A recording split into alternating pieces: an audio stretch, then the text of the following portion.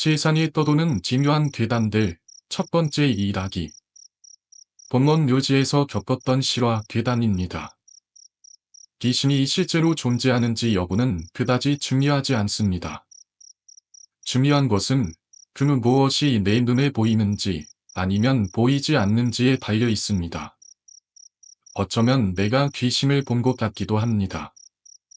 그날 밤 잠이 오지 않아 가까운 바닷가로 드라이브를 가기로 결심했습니다. 친구에게 전화를 걸었더니 마침 밤낮이 뒤바뀐 상태여서 바로 오케이 했고, 나는 자가용을 몰고 그 녀석을 태운 뒤 20분 거리에 있는 바닷가로 향했습니다. 겨울 바다를 구경하며 낭만적인 드라이브를 상상했지만 막상 도착해 차에서 내리자마자 느껴지는 건 그저 차가운 바람과 추위뿐이었습니다. 몇 분간 밖에 있다가 너무 추워 다시 차에 몸을 숨겼습니다. 이제 뭐 할지 고민하고 있을 때 친구가 제안한 곳이 있었습니다. 이 근처 공원묘지 안으로 순번 들어가자 그 순간 나도 모르게 그 제안에 끌리다 결국 그곳으로 향하게 되었습니다. 실제로 우리 동네를 조금만 벗어나면 공원묘지가 있다. 명절 때나 한 번씩 들르는 곳인데 밤에 가는 것은 처음이었다. 가는 동안 괴스레 찝찝한 게 기분이 좋지 않았지만 그땐 단순히 호기심이 더 강했던 것 같다. 그때 그는 집에 갔어야 했는데 여하튼 다시 왔던 길로 되돌아다 결국 묘지 입구에 들어버렸다. 당연히 인적도 없고 고요한 그 자체였다. 가로등 마저 들어갈수록 드문드문 을씨내스러운 좁은 도로가 산속으로 굽이굽이 딸려 있었고, 조금만 더 깊게 들어가면 볼덕적으로 무덤이 양쪽이 계단식으로 빼곡히 줄지어 있었다. 입구를 지나면서 솔직히 망설여졌다. 두려움이 결국 호기심을 집어삼킨 것이다. 그래서 나는 친구에게 슬쩍 그냥 돌아가자는 식으로 말했고, 그 녀석도 막상 그 기괴한 풍경을 보고 있자니 겁먹었는지 윈든이 동의하는 눈치였는데, 이미 좁은 길로 침입한지라 차를 돌리기 어려웠기에 일단은 좀 더 깊숙이 들어가야만 했다. 산속으로 들어가자 가로등조차 없어서 오로지 라이트 불빛을 의존해서 앞으로 나아갔다. 잎사귀가 거의 남지 않은 거대한 나무들이 허리를 굽자 우리를 내려다보는 듯한 느낌이었다. 우리는 그렇게 서로 침묵하며 초긴장 상태로 차를 돌릴 만 한 공간을 찾고 있었는데, 그때 잠시 폰을 보고 있던 친구가 고개를 들다니 갑자기 소리를 지르는 바람에 너무 놀란 나머지 지하를 잘못 시작해서 수동이 꺼지고 말았다. 그와 동시에 친구는 창문 밖으로 고개를 빼 뒤돌아보더니 빨리 시동 걸어. 나는 왜냐고 양발 안에 찻길을 돌렸는데 시동이 다시 걸리지 않았다. 평소 같으면 클러치와 브레이크를 밟으며 시동을 걸어야 하는데 순간 공원 상태에 빠지다 보니 아무것도 안 닿고 없지만 무식하게 돌려대니 시동이 걸릴 리가 있겠는가. 처음 운전을 배울 때를 제외하고 신한단 꾸준히 운전하며 실수 한 번 안 했던 내가 묘지 한복판에서 제대로 당황한 것이다. 자꾸 옆에서 왜 시동이 안 걸리냐고 다급하게 보채는 친구 녀석 때문에 머릿속은 새하얗게 되었고, 그리고 불안한 듯이 자꾸만 슬쩍슬쩍 뒤를 돌아다보는 친구가 신경 쓰였다.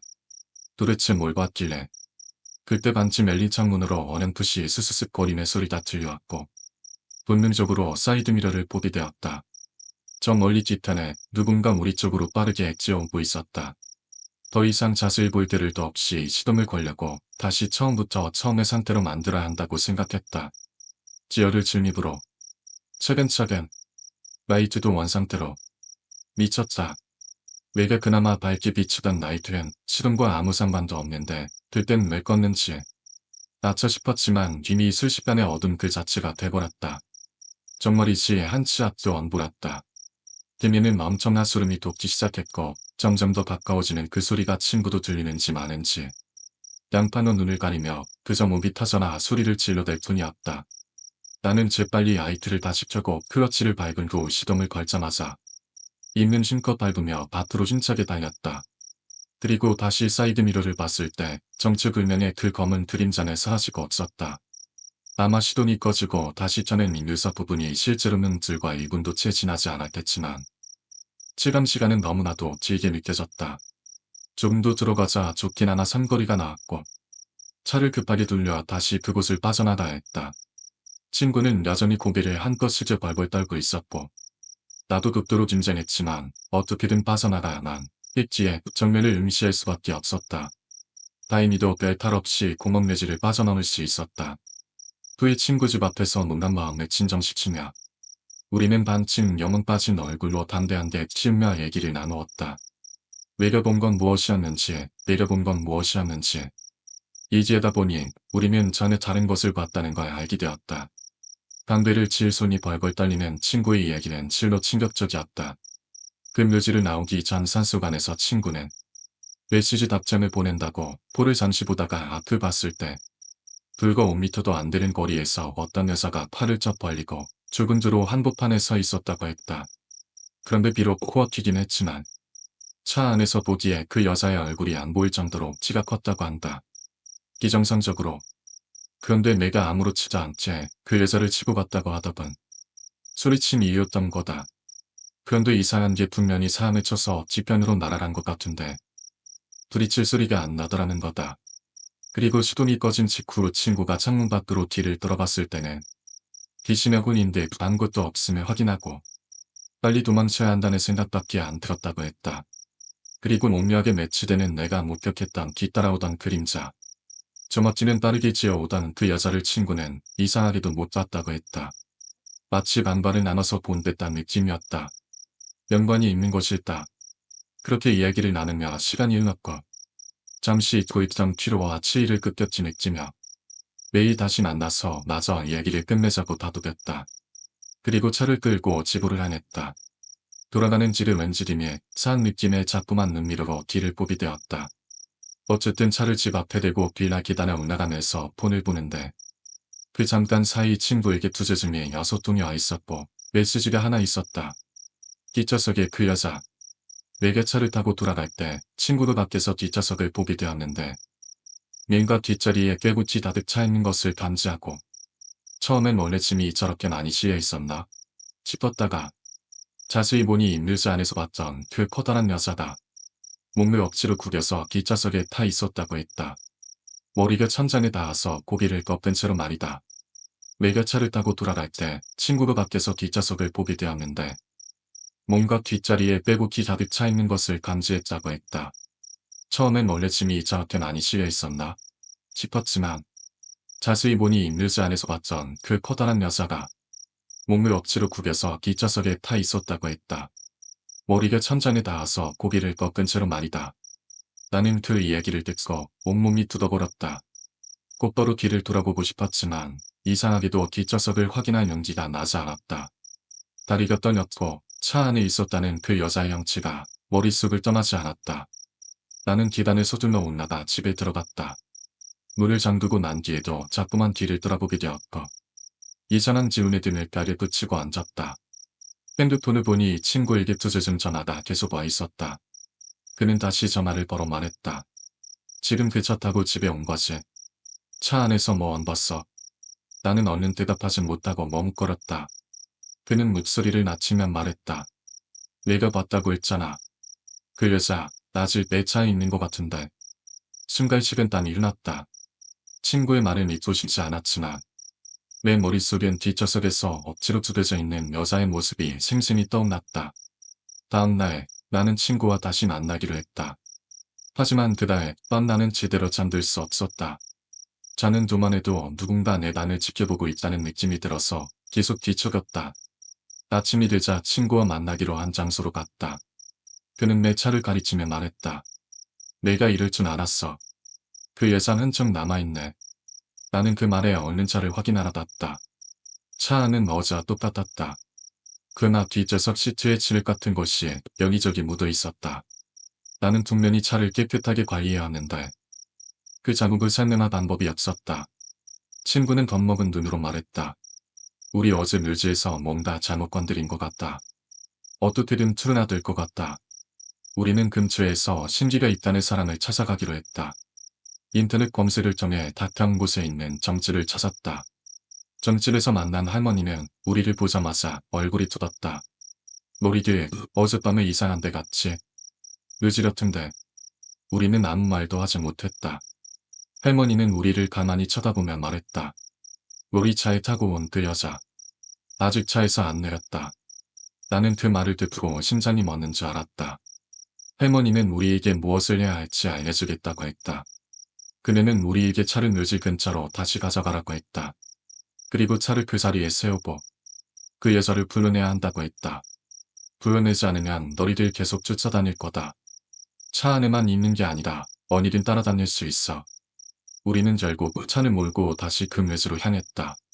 밤에서도 우리는 뒤를 돌아보지 않으려고 애를 썼다. 묘지 입구를 도착했을 때 나는 그 장소가 이미 끔찍하게 느껴졌다. 할머니가 알려준 대로 우리는 차에서 내었다. 그리고 뒷문을 열고 할머니가 가르쳐준 대로 말을 건넸다. 우리가 잘못했습니다. 제발 당신의 자리로 돌아가세요. 몇 번이고 반복해서 말했다. 하지만 아무 일도 일어나지 않았다. 그때 차 안에서 뭔가 스스스 움직이는 소리가 들려왔다. 나는 맞는지로 물러났고 친구는 차를 똑바로 쳐다보고 있었다. 친구가 손가락으로 차 안을 다있었다. 나는 차마 고개를 돌리지 못했다. 그러나 그 순간 차 문이 스스로 덜컹거리며 닫혔다. 우리는 공포에 질려 더 이상 그 자리에 있을 수 없었다. 곧바로 차를 두고 걸어서 그 장소를 벗어났다. 다음 날 아침 우리가 두고 간 차는 사라져 있었다. 경찰에 신고했지만 그 차는 결국 발견되지 않았다. 그 뒤로 나는 차를 몰거나 밤을 외출하는 것이 두려워졌다. 그 일이 있은 뒤인 나는 한동안 아무 일도 하지 못했다. 하지만 무엇보다 더 이상 확인하고 싶지 않은 것은 그 여자가 정말로 우리 차에 타고 있었던 것인지 아니면 우리가 뭔가를 잘못 본 것인지였다. 두 번째 이야기, 어둠. 침대에 누웠다. 잠들기 전에 무료함을 달래기 위해 스마트폰을 양손에 쥐고 엄지손가락으로 화면을 이리저리 터치했다. 웹툰도 보고 뉴스 읽고 인터넷 서핑도 하고 게임도 하며 시간을 보냈다. 스마트폰에 네모난 화면에 집중하던 중 문득 화면 밖으로 시선을 돌리니 주변이 완전히 새까맣게 어두웠다. 보통 어렴풋이 뭐라도 보여야 하는데 스마트폰 화면에 눈이 익숙해져서인지 어둠 속에서는 아무것도 보이지 않았다. 그 어둠 속으로 팔을 뻗어봤지만 내 팔조차 보이지 않았다. 묘하게 신기한 마음에 팔을 허공에서 쉬이 저어봤는데 아무것도 없어야 할 허공에서 팔에 뭔가가 부딪혔다. 스마트폰을 반대로 돌려서 확인해보면 뭘 했는지 알 수 있을 것 같았지만 도저히 그런 엄두가 나지 않았다. 그 상태로 얼어붙은 채로 있다가 결국 용기를 내어 스마트폰을 반대로 돌려 천장을 비췄다. 폰워비도 허공에는 아무것도 없었다. 혹시나 하는 마음에 스마트폰 불빛으로 천장을 미심히 살펴보았지만 역시 아무것도 없었다. 그냥 책탈기였나 싶었다. 이제 자야겠다는 생각이 들어 스마트폰 화면을 끄고 팔을 내리는 순간 이번엔 내 옆에서 뭔가가 느껴졌다. 놀란 나는 벌떡 일어나 방에 불을 켰지만 방 안에는 아무것도 없었다. 아무래도 내가 볼 수 없는 완전한 어둠 속에서만 뭔가가 나타나는 것 같았다. 그 뒤로 나는 잠을 잘 때 항상 불을 켜놓고 잔다. 완전한 어둠 속에서는 뭐가 나올지 모르니까. 나는 그날 이후 불을 켜고 자는 습관을 들였지만 그마저도 완벽한 안심을 지지는 못했다. 어느 날 불을 켠 채 잠들었는데 꿈인지 현실인지 모를 상황에서 이상한 느낌이 들었다. 무거운 압박감이 가슴 위로 올라왔다. 눈을 떠보니 방 안의 불빛이 이상하게 깜빡거리고 있었다. 나는 불이 깜빡이는 원인을 찾아보려 했지만 몸이 움직이지 않았다. 어느새 천장에 검은 형체가 붙어 있었다. 그 형체는 점점 내 쪽으로 다가오기 시작했고 머리카락이 나를 덮는 것처럼 느껴졌다. 숨이 막힐 것 같아 필사적으로 몸을 움직이려 했지만 전혀 움직여지지 않았다. 그 순간 방 구석에서 자개 소리가 들려왔다. 무언가 긁는 소리였다. 나는 소리가 나는 방향으로 시선을 돌릴 수밖에 없었다. 그곳에는 누군가가 웅크린 채 서 있었다. 검은 형체는 천장에서 없어졌지만 그 자리에 있던 것은 방구석에 있는 사람과 비슷한 형체였다. 갑자기 형체는 기정상적인 속도로 내게 달려들었다. 나는 기명을 지르려 했지만 목소리가 나오지 않았다. 눈을 감고 고개를 돌리려 했지만 고개조차 움직일 수 없었다. 그 순간 방 불이 완전히 꺼졌고 방은 다시 완전한 어둠 속으로 변했다. 어둠 속에서 뭔가 숨쉬는 소리가 들렸다. 가까이에서 그리고 점점 내 귀 옆에서 느껴졌다. 나는 그 숨결이 내 목덜미를 스치자마자 갑자기 눈이 떠졌다. 다시 불빛이 켜져 있었고 방에는 아무것도 없었다. 그날 밤 이후로 나는 방 안에서 이상한 자국을 발견하기 시작했다. 침대 옆 바닥에는 손톱으로 긁힌 듯한 길고 깊은 흠집들이 있었다. 그리고 방 안의 물건들이 조금씩 자리를 바꿔 있었다. 나는 처음에는 이를 착각이라고 생각했지만 시간이 지날수록 확신이 들었다. 무언가가 방 안에 있었다. 나는 이 집에서 나가기로 결심했지만 이사를 준비하는 동안에도 이상한 일들은 계속됐다. 짐을 싸는 도중 나는 내 뒤에서 누군가가 나를 바라보고 있는 느낌을 받았다. 길을 돌아보면 아무것도 없었지만 분명히 누군가의 시선이 느껴졌다. 짐을 옮기던 날 마지막으로 방 안을 확인하러 들어갔을 때 벽에 손톱으로 긁은 듯한 글자가 새겨져 있었다. 너는 못 나가. 나는 그대로 방에서 뛰쳐나왔다. 이후 나는 이사를 했고 그 집에는 다시는 돌아가지 않았다. 하지만 새로운 집에서도 어둠이 딸리면 여전히 누군가가 나를 지켜보고 있는 듯한 기분이 든다. 불을 끄고 잠을 잘 수 없는 날들이 계속되고 있다. 그리고 가끔 어둠 속에서 들리는 그 익숙한 숨결소리가 다시 찾아오는 것 같다. 세 번째 이야기, 빨간색 버튼. 한숨을 크게 내쉬고는 두 눈을 감았다. 그러자 눈을 감은 깜깜한 머릿속에 한 물체가 상큼하게 떠오른다. 어린 시절 자주 했었던 동네 문방구와 오락기의 버튼이다. 새빨간색의 그 버튼을 보고 나는 충동에 휩싸였다. 누를 것인가, 말 것인가. 내 머릿속에서 빨간색 오락기의 버튼이 생긴 지 2년 정도 되었다. 그리고 그 길다면 길고 짧다면 짧은, 아니 고작 1년밖에 안 되는 시간 사이에 나의 삶은 말도 안 되게 변해버렸다. 그리고 나는 지금 그 변화의 마지막 기로에 서 있는 것이다. 버튼을 누를 것인가, 말 것인가. 이 망할 버튼과의 첫 지압은 이엔전인 대학교 4학년 때일 것이다. 어떤 이유인지는 몰랐으나 어느 순간부터 머릿속에 새빨간 오락기 버튼이 떡하니 자리를 잡아버렸다. 그릿할 때도 있고 가끔은 사라질 때도 있지만 머리 항상 이 버튼의 존재는 머릿속에 유지되고 있었다.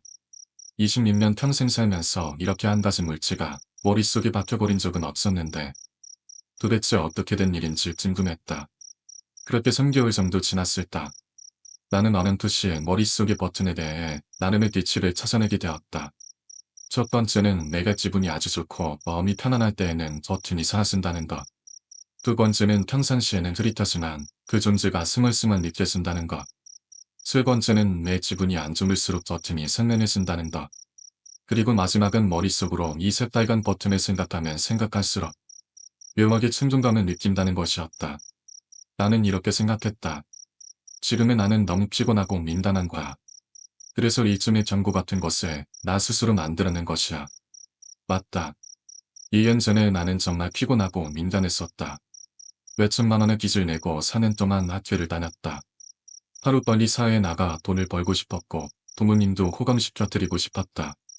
번듯한 직장에 들어가 여자친구에게도 떳떳하고 싶었고 앞으로 결혼하고 사람답게 살기 위해서는 돈도 많이 모아둬야 했다. 평범하게 사는 게 가장 어렵다더니 나는 평범하고 소소한 삶을 살기 위해 바등바등 발버둥 쳐야만 했다. 그렇게 생각하며 살아가고 있었는데 그 후 5개월 정도 더 지났을 때 이 머릿속의 버튼에 대한 것은 새로운 국면으로 접어들었다. 인터넷 서핑의 하단 중 실시간 검색어에 빨간색 버튼이라고 나와 있었던 것이다. 실시간 검색어의 링크를 타고 인터넷 검색 결과 화면을 보았는데 대부분이 커뮤니티 사이트의 질문 게시판이나 네이버 지식인에 올라와 있는 글이었다. 머릿속에 갑자기 이상한 버튼이 생겼는데 형도 이거 무슨 질산이야? 이럴 시리 게시글들이 많았고 나는 나 혼자만의 망상이 아니었다는 단한 충격에 휩싸였다. 인터넷 이곳저곳을 돌아다니며 머릿속 빨간색 버튼에 대한 정보를 찾아보기 시작했었다. 빨간색 버튼에 대한 게시글의 답글에는 대부분 자신도 머릿속에 그러한 버튼이 떠오른다는 내용이 많았다. 사실 내가 혼자 생각해 보았던 거 기상의 정보는 찾아볼 수 없었지만 엄청나게 많은 사람들의 머릿속에 빨간색 버튼이 생겨버렸다는 것만은 확실했다. 나의 대학교 4학년 생활의 막바지 즈음의 일이었다. 아버지께서 술에 거나하게 취하신 채로 집에 들어오신 적이 있었다. 도대체 그 말을 되풀이하시던 아버지는 이렇게 소리치셨다. 내가 왜 나가야 하는데? 내가 왜? 다음날 아버지는 전화하셨다. 어머니는 오시고 나는 바람 좀 쐬고 곧 돌아오실 거야. 하며 위로해드림을 수밖에 없었다. 하지만 아버지는 그 후 몇 개월 남게 돌아오지 않으셨고 곧이어 아버지를 찾으러 돌아다니시던 어머니께서도 집에 들어오지 않으셨다. 그렇게 나는 텅 빈 집에 혼자 남게 되었고 이때부터 내 머릿속에 그 저주스러운 빨간 버튼은 만지면 만질 수 있을 것처럼 선명해져 보였다. 부모님 두 분이 들고 몇 개월 만에 내 곁을 떠나셨다. 그리고는 연락조차 되지 않는다. 나는 내 삶을 어떻게 감당해야만 하는 걸까? 내 삶은 어떻게 되는 것일까? 학교에도 나가지 않고 집에만 처박혀 있게 되었고 여자친구도 떠나갔다. 순식간에 외톨이가 되어버린 내 머릿속에는 선명한 빨간색 버튼만이 있을 뿐이었다. 이제 지쳤어. 저 버튼을 누르고 싶어. 그 생각이 내 머릿속을 지배하기 시작했다. 도대체 저 버튼이 뭐길래 나의 삶은 의미가 없어져 버렸다. 아버지가 집을 나가시고 어머니가 집을 나가시고 여자친구도 떠나가 버렸다. 치직, 웃기고 있네. 될 대로 되라지. 무너질 삶 속에서 미래에 대한 생각 없이 먹고 자고를 반복하는 나는 그저 한 마리의 동물이었다. 아니지, 세상과 단절된 동물만도 못한 색지. 나는 머릿속 빨간 버튼에 대한 묘하게 강력한 충동과 무기력함을 가지고 황홀로 지냈고 결국 오늘에 이르렀다. 그리고는 몇 개월 만에 인터넷을 켜보았고 지금까지 아버지, 어머니, 그리고 다른 사람들 모두가 알고 있었던 충격적인 사실을 알게 되었다. 머릿속 빨간색 버튼 세계적 이상 증사. 이에 대한 경고. 그 버튼 절대로 누르지 마세요. 빨간 버튼은 신의 심판이다. 정말 쉬운 자사터. 살기 싫어. 그럼 눌러봐. 어느새 머릿속 빨간 버튼에 대한 정보는 넘쳐나고 있었다. 그렇다. 전 세계 사람들의 머릿속에 갑자기 생겨난 빨간 버튼. 그것은 한마디로 자살 버튼이었다. 친구가 이 버튼 내가 한번 눌러볼지 하더니 갑자기 흔적도 없이 눈앞에서 사라져버렸어요. 빨간 버튼은 마음이 부정적일수록 선명해집니다. 사람들을 입버릇처럼 맞고 싶다. 살기 싫을 등의 소리를 하는데 삶을 포기하고 싶은 사람들에게는 빨간 버튼을 누르는 것이 아주 좋은 방법이죠. 고통 없이 흔적 없이 아주 깔끔하게 사라지는 거니까요. 누르는 방법이요. 그는 머릿속으로 손을 뻗는 상상을 하는데요. 물론 저는 손만 뻗어보고 버튼을 누르지는 않았죠. 아직 안 해본 것이 많거든요. 아버지, 어머니도 빨간 버튼을 누른 거였어. 왜? 내가 있는데 왜 그래야만 했어? 그 정도로 힘이 들었던 거야. 앞으로 내가 잘하면 된 거 같잖아. 도대체 왜? 한숨을 크게 내쉬고는 두 눈을 감았다. 그러자 눈을 감은 깜깜한 머릿속에 한 물체가 선명하게 떠오른다. 어린 시절 자주 했었던 동네 문방구와 보락지의 버튼이다. 새빨간 버튼이 눈앞에 떠올랐다. 내 손은 이미 상상 속에서 버튼을 향해 뻗어 있었다. 머릿속에서는 그 딸깍 소리가 생생히 들려왔다. 눈앞이 새빨갛게 변하며 공기가 마치 불타는 것처럼 느껴졌다. 길을 찍는 듯한 비명이 사방에서 울려 퍼졌다. 사람들이 불길 속에서 몸부림치는 모습이 보였다. 얼굴도 신체도 흐릿하게 일그러져 있었지만 그들의 고통에 선명했다. 나는 그 광경을 볼 순간 깨달았다. 이 버튼을 누른 모든 사람은 여기로 온다는 것을. 그곳은 끝없는 고통과 절망의 세계였다. 발을 내딛자마자 바닥은 뜨겁고 끈적거리는 액체로 덮여 있었다. 살갗이 타들어가는 듯한 감각이 전해져 왔다. 그곳에는 수많은 사람들이 있었지만 아무도 서로를 인식하지 못했다. 각자 자신의 고통 속에서 몸부림칠 뿐이었다. 나는 한참을 걸었다. 땅은 끝도 없이 이어졌고 시야는 한계 없이 붉었다. 걸음을 멈추려 해도 내 몸은 마치 뭔가에 끌려가듯 계속 앞으로 나아갔다. 얼마나 걸었을까? 앞에 거대한 무언가가 보였다. 그것은 장치를 알아볼 수 없는 거대한 그림자였다. 그 그림자는 인간의 얼굴을 하고 있는 듯했지만 눈, 코, 입이 비정상적으로 비틀려 있었다. 그리고 그 그림자가 내게 속삭였다. 여기 온 걸 수야 하나? 나는 말을 할 수 없었다. 입을 열어 소리를 내려고 했지만 아무것도 나오지 않았다. 그 그림자는 웃으며 내 앞에 무언가를 던졌다. 땅에 떨어진 것은 나와 똑같이 생긴 또 다른 나였다. 그 나는 내게서 도망치기 위해 뛰어갔다. 그러나 곧 다른 사람들이 몰려들어 그를 붙잡았다. 그들은 그 나를 잡아먹기 시작했다. 그 장면을 볼 순간 내 머릿속의 버튼이 다시 떠올랐다. 내가 떠올리기 싫어도 그것은 내 머릿속에서 점점 더 선명해졌다. 그리고 그 순간 나는 느꼈다. 이곳에 있는 모든 사람들은 그 빨간 버튼으로 인해 여기에 온 사람들이었다는 것을. 그들의 설득, 고통은 그리고 끝없는 반복은 내가 이 버튼을 누르기 전에는 닿을 수 없었던 것들이었다. 나는 다시 한번 그 그림자를 바라보았다. 그것은 여전히 웃고 있었다. 그리고 이번에는 내 귀에 대고 속삭였다. 내가 여기에 온 이유는 무엇이지? 나는 대답할 수 없었다. 입에서 나오는 것은 단지 끊임없는 침묵뿐이었다. 그때 주변에 고통 속에 있던 사람들이 나를 쳐다보기 시작했다. 그들의 눈은 텅 비어 있었고 입에서는 무언가를 중얼거렸다. 왜 누른 거야? 왜 여기로 온 거야? 우리는 도망칠 수 없어. 그들의 목소리가 점점 커지며 머릿속을 가득 채웠다. 나는 귀를 막고 그 소리에서 도망치려 했지만 그들은 점점 더 가까이 다가왔다. 그들의 손이 나를 붙잡았고 나는 그들에게 둘러싸였다. 그 순간 모든 것이 멈췄다. 시간이 멈춘 것처럼 보였지만 그것은 단지 착각일 뿐이었다. 나는 다시 빨간 버튼 앞에 서 있었다. 이번에는 누르지 않았다.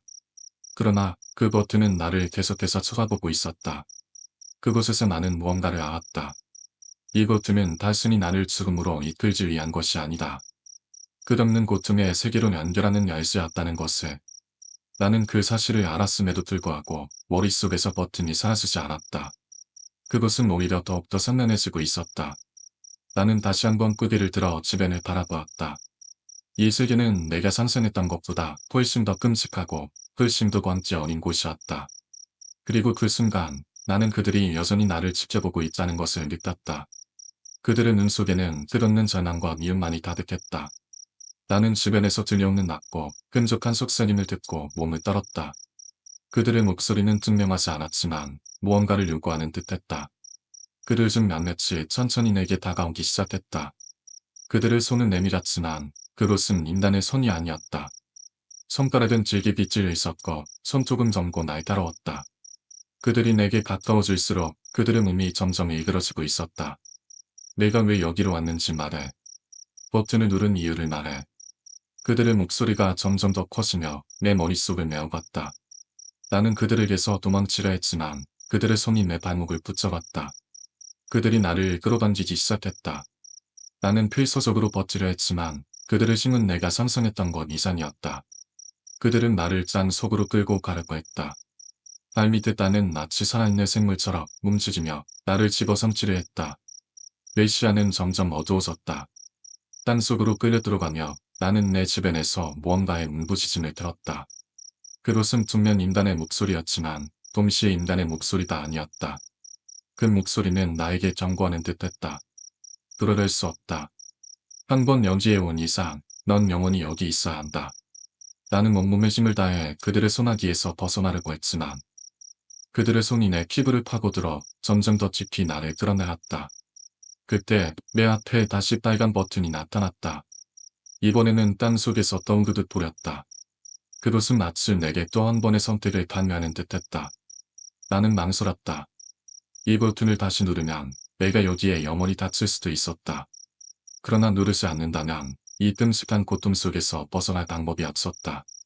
누르지 마. 낮고 깊은 목소리가 들려왔다. 나는 주변을 둘러보았지만 아무도 없었다. 그 목소리는 내 머릿속에서 직접 들리는 듯했다. 내가 누르면 더 많은 사람들이 여기에 오게 될 것이다. 나는 그 말의 의미를 이해할 수 없었다. 그러나 버튼은 여전히 내 앞에 있었다. 그것은 날카롭고 강렬한 충동으로 나를 유혹하고 있었다. 나는 손을 뻗었다.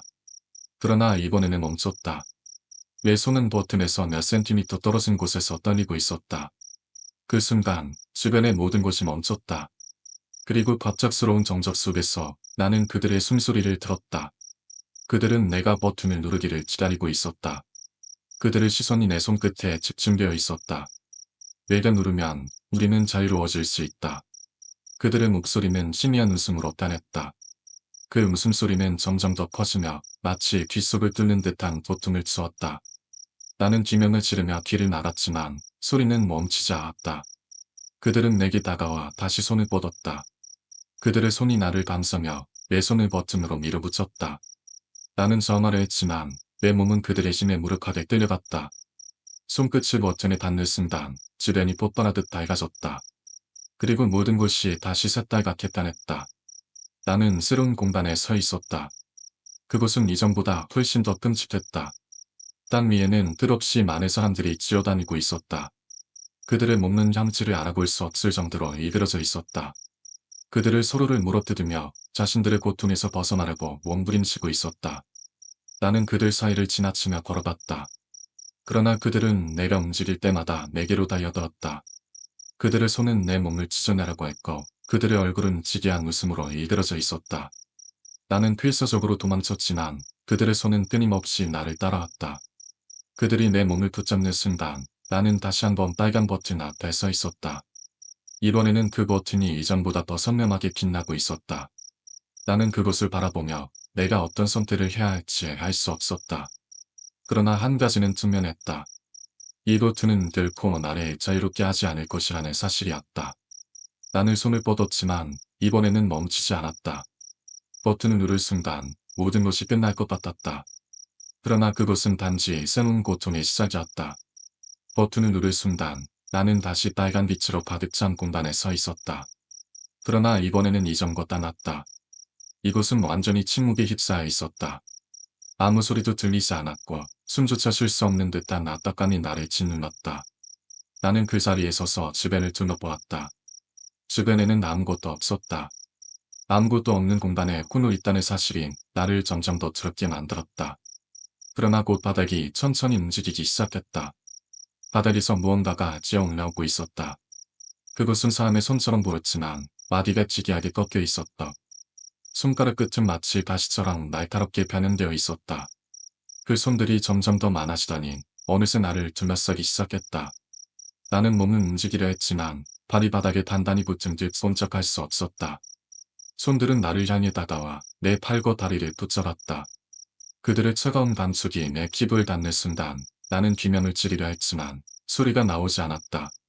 그 손들이 나를 끌어내리기 시작했다.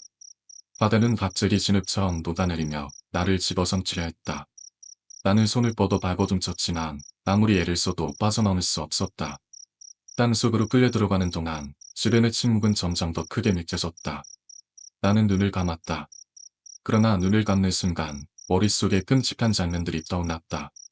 수많은 사람들이 내가 지나온 길에서 나를 바라보고 있었다. 그들의 얼굴은 뼈가 드러날 정도로 일그러져 있었고 그들의 눈은 쥐어 있었다. 그들은 입을 벌려 무언가를 말하고 있었지만 나는 그들의 말을 들을 수 없었다. 그러나 그들의 움직임만으로도 그들이 말하려는 메시지가 명확했다. 여기에 온 걸 후회하게 될 거야. 나는 비명을 지르며 눈을 떴다. 그러나 내가 있는 곳은 여전히 그 붉은 공간이었다. 땅에서 솟아오른 선들이 나를 완전히 붙잡고 있었다. 그 순간 멀리서 기괴한 형체가 다가오기 시작했다. 그곳은 처음에 단순히 검은 그림자처럼 보였지만 점점 가까워질수록 그곳이 거대한 몸집을 가진 생명체라는 것을 알 수 있었다. 그곳은 머리가 여러 개 달린 듯 보였고 각각의 머리는 서로 다른 방향을 바라보고 있었다. 그것이 내게 다가오며 입을 열었다. 입속에서 나온 것은 말이 아니라 기괴한 소리였다. 그 소리는 공기를 진동시켰고 내 머릿속을 울리며 끔찍한 고통을 주었다. 나는 귀를 막으려 했지만 손이 움직이지 않았다. 그 소리가 점점 더 커지면서 나는 마치 머리가 찢어질 것 같은 고통을 느꼈다. 그 생명체가 내 바로 앞에서 멈춰섰다. 그것은 머리를 숙여 나를 바라보았다. 그것의 얼굴은 눈, 코, 입이 있는 듯했지만 그것은 마치 인간의 얼굴을 흉내낸다는 듯 같았다. 그리고 그 가면 뒤에서 무언가 꿈틀거리고 있었다. 그 생명체는 나를 향해 낮고 깊은 목소리로 말했다. 내가 여기에 온 이유는 단 하나다. 너도 이제 우리의 일부가 되는 것이다. 나는 고개를 저으며 발버둥쳤다. 그러나 그의 말이 끝나자마자 내 몸을 서서히 녹아내리기 시작했다. 내 피부가 마치 액체처럼 흘러내렸고 내 몸은 점점 붉은 띠 속으로 스며들었다. 나는 내 몸이 사라지는 것을 느끼면서도 아무것도 할 수 없었다. 그저 고통과 공포 속에서 나의 마지막을 지켜볼 수밖에 없었다. 그러나 모든 것이 끝난 줄 알았을 때 나는 다시 빨간 버튼 앞에 서 있었다. 이전과 다를 바 없는 그 버튼. 그것은 여전히 나를 향해 빛나고 있었다. 그러나 이번에는 버튼 아래에 새로운 문구가 적혀 있었다. 방법의 선택이다. 나는 뒤로 물러서며 주변을 둘러보았다. 그러나 어디를 봐도 도망칠 곳은 없었다. 그저 그 버튼과 나만이 이 공간에 남아 있었다. 나는 다시 한번 손을 뻗었다. 그러나 이번에는 멈췄다. 나는 깨달았다. 이 고통은 끝없는 고통과 반복의 시작이라는 것을. 그러나 내 손은 마치 나의 의지와는 상관없이 다시 움직이기 시작했다. 버튼이 가까워지면서 나는 점점 더 강한 충동을 느꼈다. 그리고 결국 내 손은 또다시 그 버튼을 눌렀다. 네 번째 이야기 8일. 당신은 무엇으로 태어나고 싶습니까? 아무것도 보이지 않는 짙은 어둠 속에서 누군가의 목소리가 들려왔다. 서머니 어둠일 뿐이었고 여기가 어디인지 목소리의 정체가 누구인지 전혀 알 수 없었다. 사실 방금 들은 그 소리도 귀로 들은 것이 아닌 머리에서 들렸다고 해야 했다. 자세한 건 알 수 없지만 지금 나는 유치가 없이 혼만 남아있는 듯했다. 그런데 지금 내가 왜 유치 없이 혼만 남아서 여기 있는지 알 길이 없었다. 분명 방금 전까지 난 유치를 가진 하나의 인간이었다. 현실에 만족하며 행복지 않으며 그렇게 살아나던 인간이었는데 왜 이런 상황이 되어버렸는지 이해가 되질 않았다. 기억을 되짚어봐야 했다. 내가 지금 이렇게 된 이유. 기억을 떠올리려고 하자 내가 태어날 때부터의 모습이 마치 영상처럼 보이기 시작했다. 어렸을 적 모관에 가시가 걸려 단잠 죽는다고 물고 들고 난리를 치던 내 모습. 초등학교 때 배가 아픔에도 불구하고 학교에서 화장실 쓰는지 창피해 꾹꾹 참고 집까지 걸어오다가 편지에 등을 쌌던 나의 모습.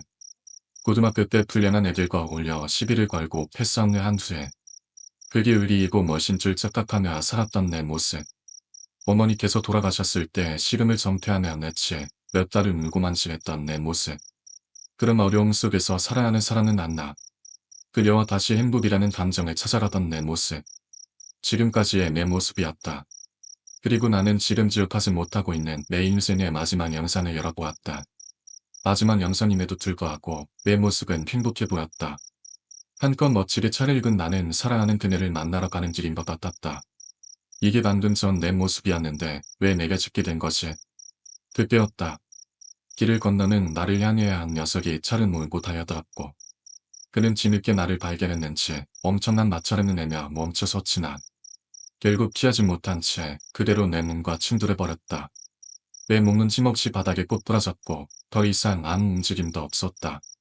그녀를 만나기 위해 준비했던 나의 멋진 옷은 바닥에 끌리며 다 찢겨버렸고 내 몸과 얼굴도 바닥에 긁혀 다 찢겨버렸다.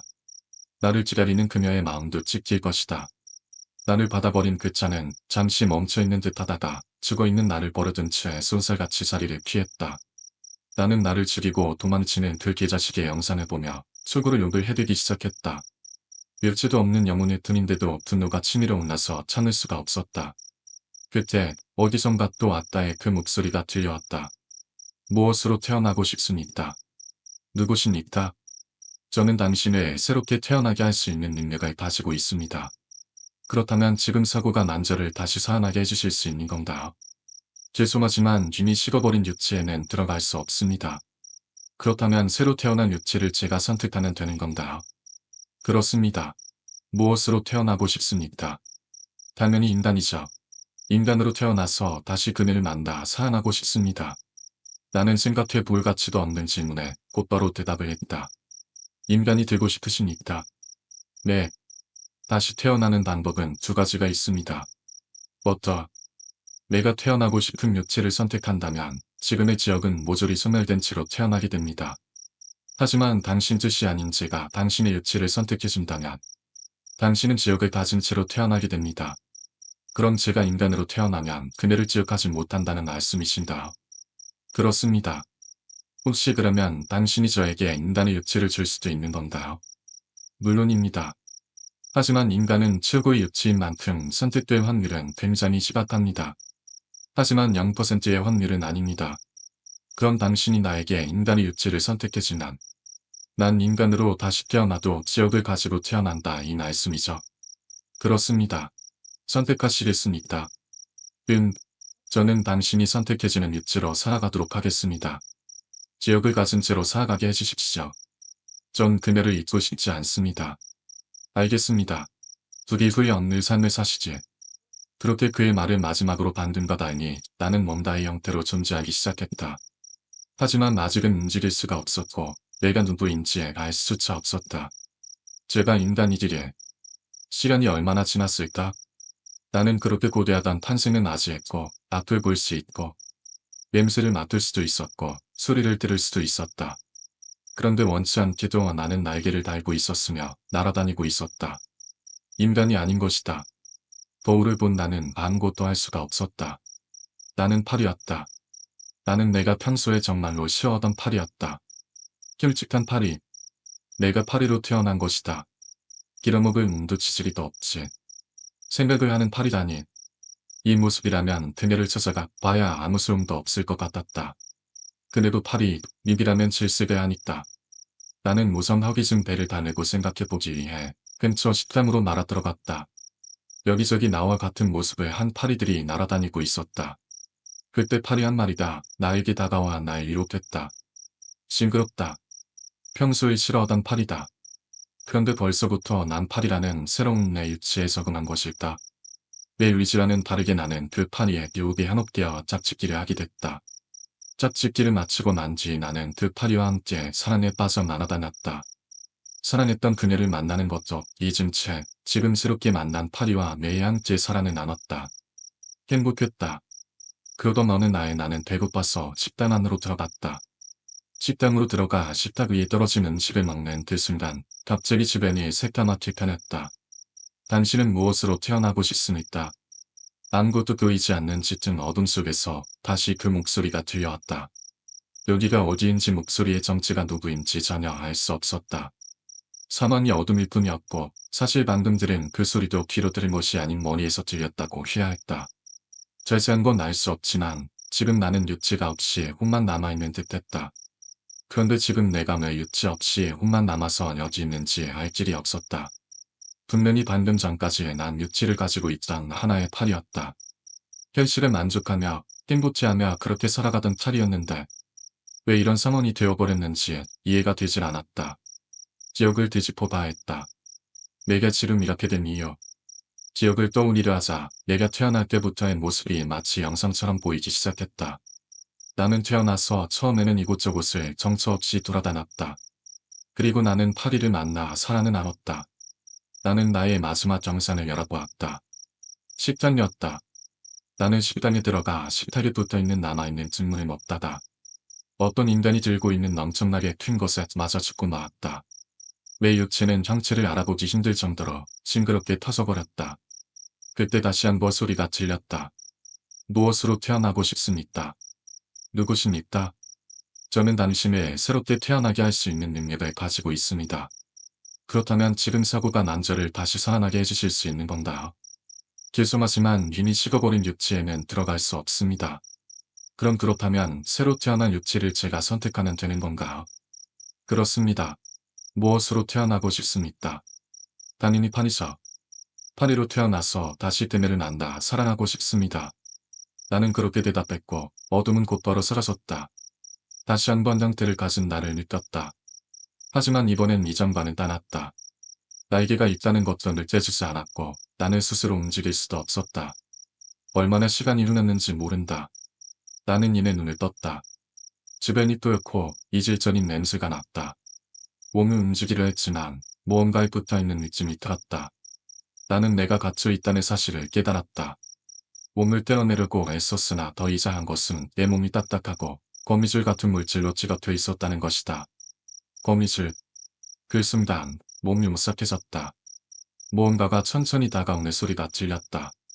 바로 내 앞에는 층층하게 생긴 거대한 범위가 있었다. 몸이 찢어지는 듯한 고통이 느껴지면서 나는 그대로 정신을 잃었다. 얼마나 시간이 지났을까. 다시 깨어났을 때 나는 또다시 어둠 속에 있었다. 그때 다시 그 목소리가 들려왔다. 당신은 무엇으로 태어나고 싶습니까? 이번엔 주저하지 않고 대답했다. 무엇으로 태어나도 상관없습니다. 제발 이렇게 끝없는 고통에서 벗어나고 싶습니다. 그러나 목소리는 아무 대답도 하지 않았다. 나는 계속해서 어둠 속에 머물렀고 주변에서 들려오는 이상한 소리들만 점점 커져갔다. 수많은 날카로운 기명과 소름 끼치는 모순소리가 귀를 때렸다. 그 소리들은 점점 가까워졌고 나는 미칠 것만 같았다. 갑자기 어둠이 겉으로 나는 자신이 알 수 없는 공간에 있다는 것을 깨달았다. 주변에는 나와 같을 사람들이 있었다. 모두가 술면스러워하며 무언가를 찾으려는 듯 고개를 돌리고 있었다. 그 순간 하늘에서 무언가가 떨어졌다. 검은 연기에 휩싸인 형체가 우리를 향해 내려왔다. 그 형체는 천천히 가까워지더니 사람의 모습을 하고 있었다. 다시 태어날 기회를 준다 했지. 그 목소리가 이번에는 내 눈앞에서 들렸다. 나는 공포에 질려 아무 말도 하지 못했다. 내가 원하는 것은 고통 없는 삶인다. 하지만 내 선택은 늘 이곳으로 돌아오는 길이다. 그의 말이 끝나자마자 내 몸은 불길에 휩싸였다. 나는 고통 속에서 타들어갔다. 그 모든 것이 반복되는 악몽인 것을 깨닫기엔 이미 늦었다. 이 이야기가 무섭고 충격적이었다면 구독과 좋아요를 눌러주시고 댓글로 여러분의 생각을 나눠주세요. 또한 이 영상을 친구들에게 공유해주세요. 더 많은 기묘하고 소름 끼치는 이야기를 원하시면 계속해서 이 채널을